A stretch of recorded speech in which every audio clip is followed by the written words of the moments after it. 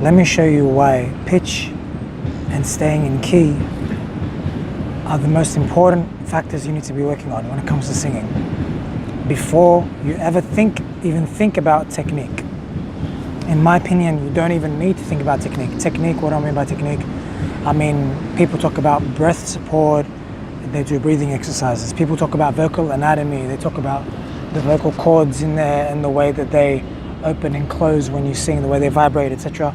All that kind of stuff, and do exercises based on that. People talk about things like that. Yeah, things like that, that's what I mean by technique. Teachers that don't really focus on a song, but kind of give you an exercise to develop the voice in a general way. So I'm going to show you why, with an example, how when you sing, what actually matters, okay? And why pitch and key are the most important thing that you need to spend all your time working on, okay? Here we go. I'm going to sing a song, and I'm going to sing it off key, okay? I'm going to sing like in the wrong key, and I'm even going to do it with like smooth pitch. I'm not going to wreck my pitch and make it shaky. I'm going to sing with my normal pitch.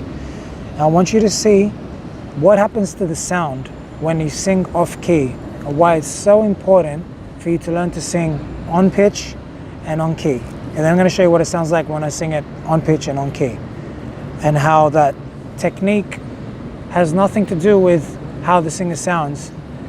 It is the pitch, how perfect the pitch is, how right on it is, exact, as close as possible to the pitch it is, and how in key it is that really matters. Here we go. How do I say goodbye to what we have?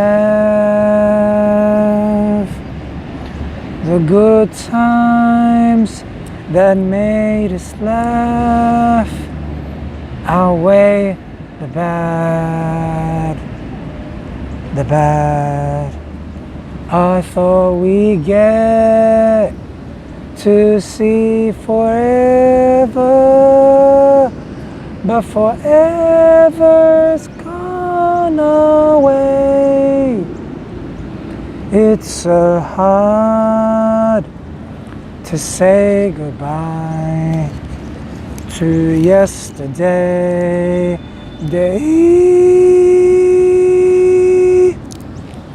Okay? There's an example of how singing off key and off pitch sounds. Even with steady notes. My notes are steady, right? My pitch is steady, but the notes are wrong and the key is wrong.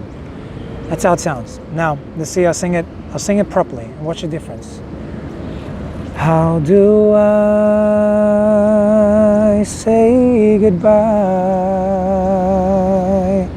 to what we had?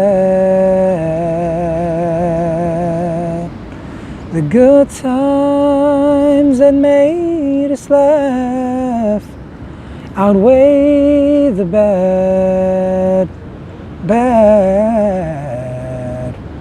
I thought we'd get to see forever, but forever's gone away. It's so hard to say goodbye to yesterday.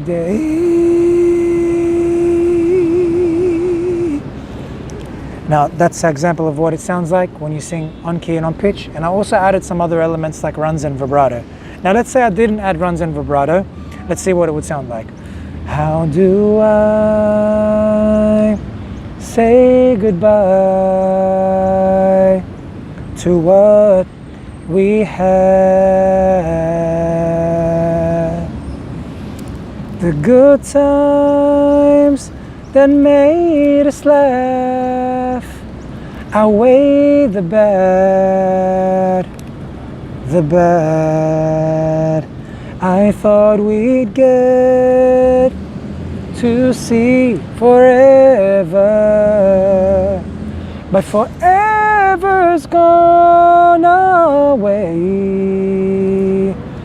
It's so hard to say goodbye to yesterday. All right, that's simplified. There was some 2 or 3 note runs there. It's kind of hard to avoid because of the way the melody is, but anyway, yeah, I've obviously simplified it. There you go. Training your pitch to be really accurate and training yourself to stay right on key is the most important thing to make you sound like you know how to sing. There is nothing else that you should be focusing on.